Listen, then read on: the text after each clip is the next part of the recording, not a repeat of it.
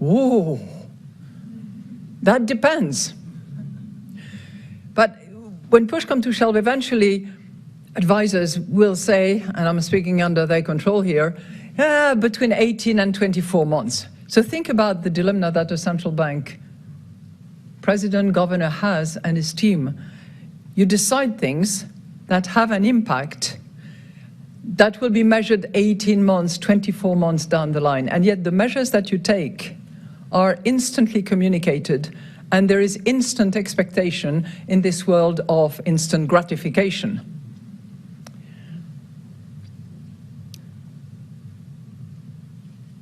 There are also fundamental issues that affect the transmission of monetary policy. And here I'm going to quote somebody who actually came to speak, not on those issues, but who came to speak, whether at the Comme Dessus lecture cycle or somewhere else, and that's Alan Greenspan. So Alan Greenspan famously wrote 20 years ago, and I quote, "The economic world in which we function is best described by a structure whose parameters are continuously changing. The channels of monetary policy consequently are changing in tandem." In other words, the effectiveness of monetary policy is intrinsically tied to the evolving structure of the economy. And guess what? In recent years, we have not been spared those massive changes. And as a result, uncertainty about policy transmission has been particularly acute. And I'm going to talk about that. Close your eyes, remember 4 years ago. We had the worst pandemic since the 20s. We had the worst conflict in Europe since the 40s. And we had the worst energy shock since the 70s.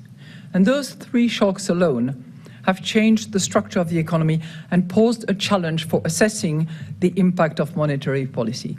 And this challenge was exacerbated by what? Well, by where we were coming from. Because we were coming from decades of very low inflation, very low interest rate, extremely cheap energy, and a period of rather anemic growth. That was certainly the case in Europe. So what did we do? To manage that uncertainty, we introduced a three-pronged policy framework, focusing not only on forecast inflation, but also on underlying inflation dynamics and on the strength of monetary policy. So we have that three-pillar prism within which we try to define what our stance should be.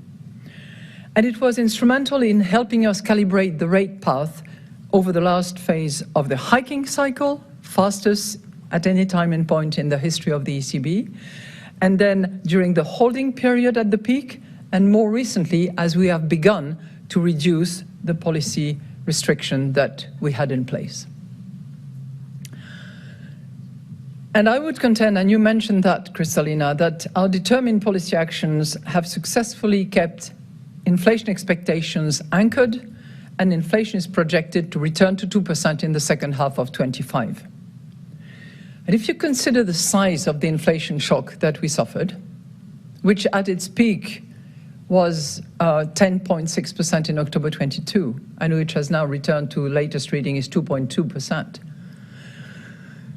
This unwinding. Pues ya ha dado Christine Lagarde uno de los titulares que esperábamos de su discurso sobre el papel de la política monetaria y de los tipos de interés en el control de la inflación. Dice que teniendo en cuenta que puede haber shock inflacionarios y que la situación puede evolucionar de diferentes maneras, las proyecciones actuales por parte del Banco Central Europeo son conseguir que la inflación llegue a ese objetivo del 2% en el segundo semestre de 2025.